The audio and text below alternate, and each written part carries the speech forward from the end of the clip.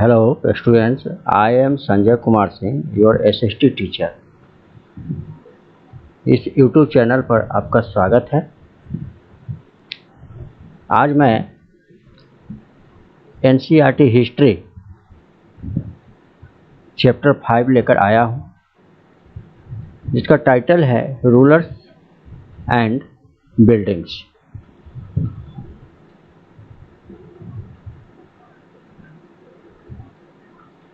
Between 8th and 18th century, king and their officers built two kinds of structures.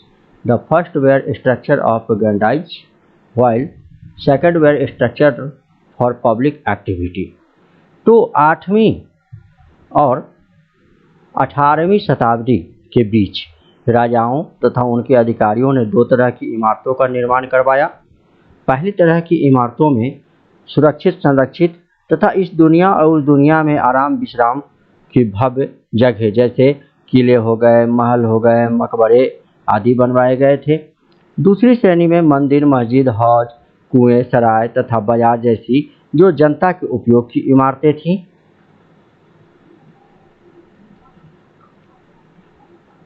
Engineering skills and construction, अभियांत्रिकी कौशल तथा निर्माण कार्य।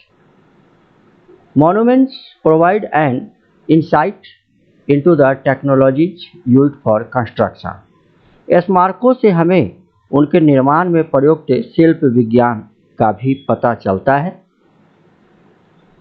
Between the 7th and 10th century, architects started adding more rooms, doors and windows to build.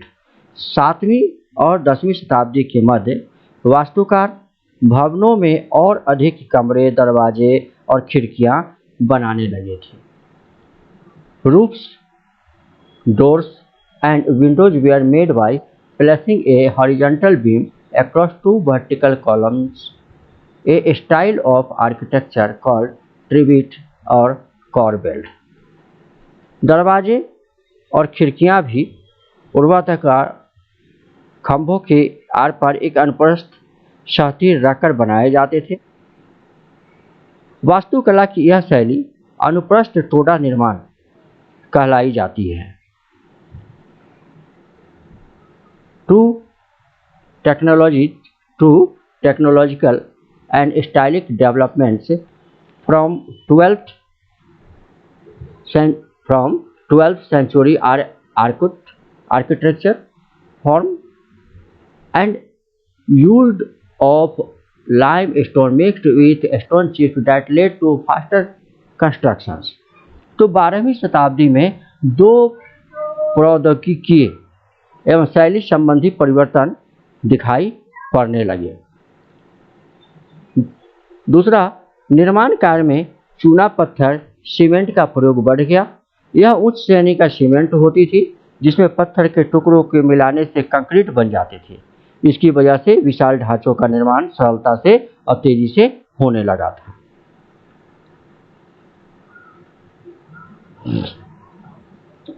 Buildings, temples, mosques and tanks, मंदिरों, मस्जिदों और हौजों का निर्माण। Temples and mosques were beautifully constructed because they were places of worship and meant to demonstrate the power, wealth and devotion of the patrons.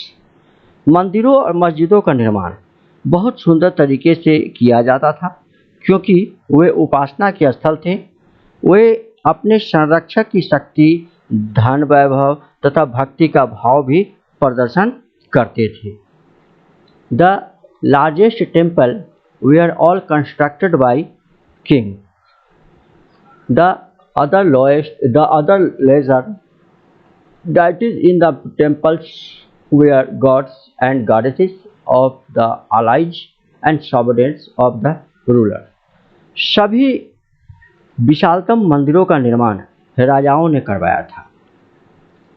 मंदिर के अन्य लघु देवी देवता शासक के सहयोगियों तथा अधीनस्थों के देवी देवता थे। यह मंदिर शासक और उसके सहयोगियों द्वारा शासित विश्व का एक लघु रूप ही था। Muslim sultans and badshahs did not claim to be incarnation of God, but Persian court chronicles described the sultan as the shadow of God. मुसल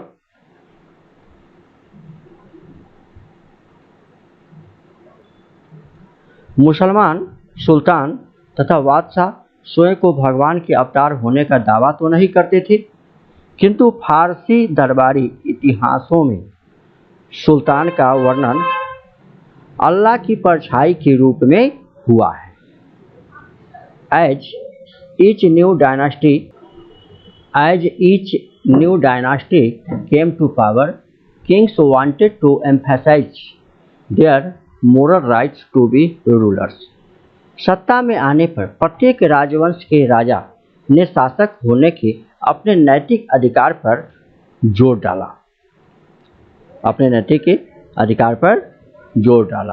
It was widely believed that the rule of a just king would be an age of plenty when the heavens would not withhold rain. मतलब यह लोगों के बीच एक व्यापक समझ थी कि न्यायप्रिय राजा का राज ऐसा होगा जहां खुशहाली होगी और जहां पर्याप्त वर्षा होगी।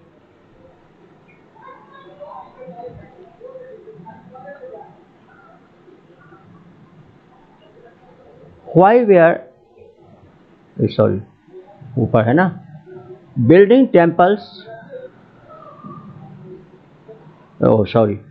व्हाई वेयर टेम्पल्स डिस्ट्रॉयड, मंदिरों को नष्ट क्यों किया गया, since kings built temples to demonstrate their devotion to god and their power and wealth, they attacked and targeted these buildings when they attacked one another's kingdom. राजा मंदिरों का निर्माण अपनी शक्ति, धन संपदा और ईश्वर के प्रति निष्ठा के प्रदर्शन हेतु करते थे। ऐसे में यह बात आश्चर्य नहीं लगती है कि जब उन्होंने एक दूसरे के राज्यों पर आक्रमण किया तो उन्होंने प्रायः इमारतों पर भी निशाना साधा था, मंदिर की इमारतों का ही टारगेट बनाया था, निशाना साधा था। In the early 11th century, when the Chola king Rajendra I built a Shiva temple in his capital, he filled it with prize statues seized from defeated rulers. इस तरह 11वीं सदी के आरंभ में जब चोल राजा राजेंद्र प्रथम ने अपनी राजधानी में शिव मंदिर का निर्माण करवाया था तो उसने पराजित शासकों से जब्त की गई उत्कृष्ट प्रतिमाओं से इसे भर दिया था।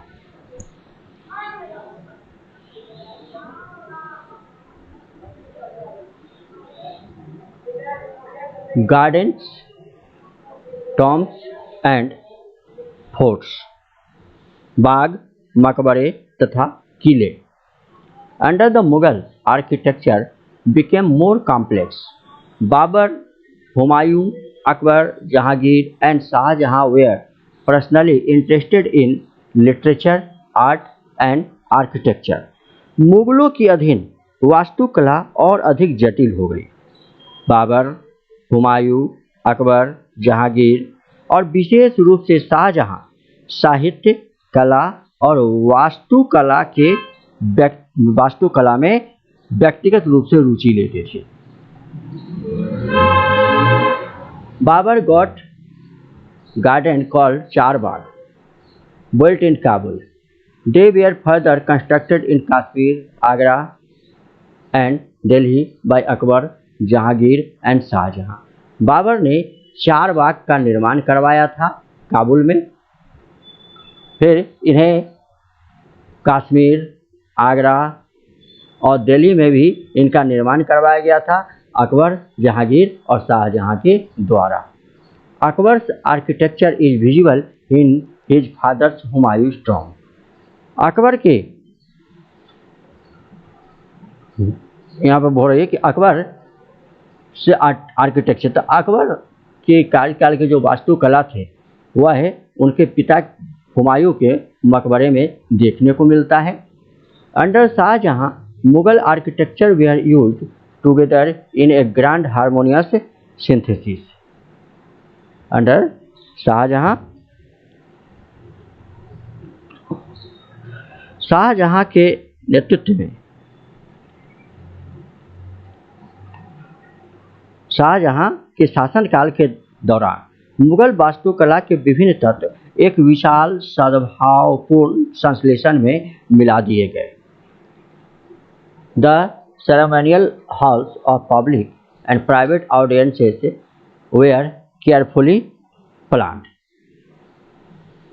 शाहजहां के शासनकाल की बात हो रही है यहाँ पर कि सार्वजनिक और व्यक्तिगत सभा हेतु समारोह कक्ष हो, जिसे दीवाने खास और दीवाने आम कहा जाता था, की योजना बहुत ही सावधानी पूर्वक बनाई जाती थी।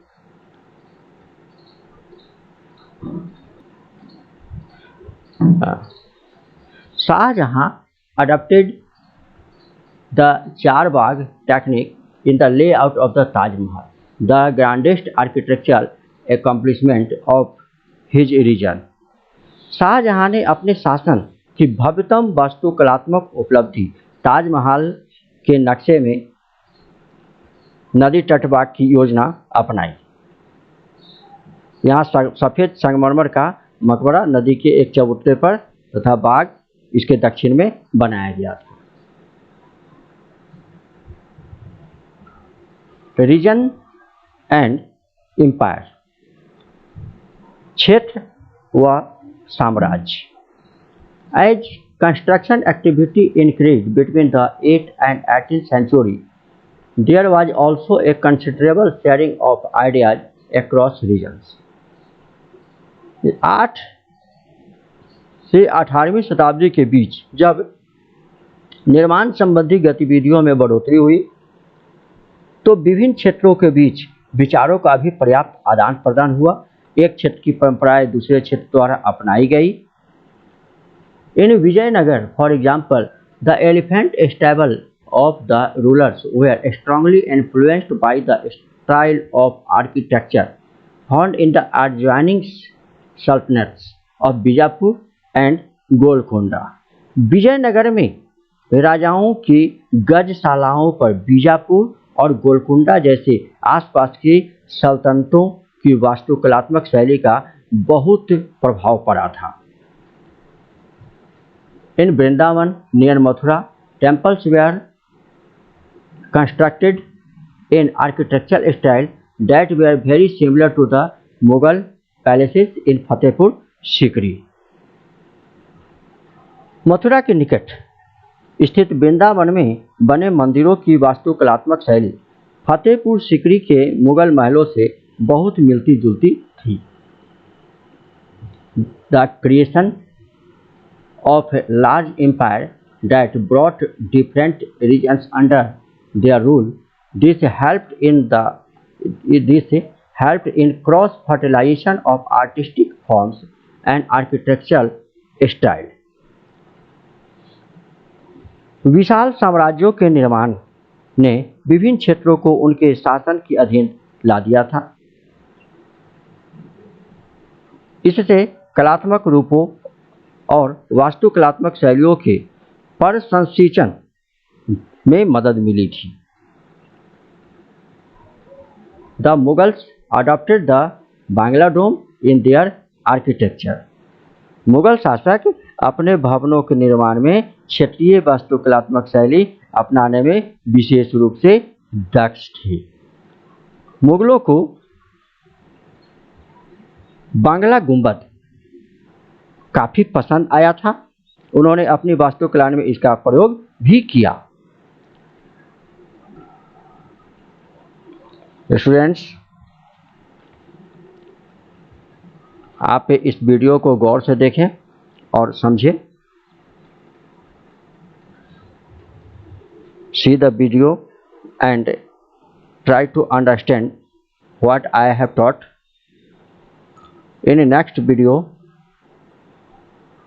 I will come with your new chapters. Till then, thank you, thanks, God bless you.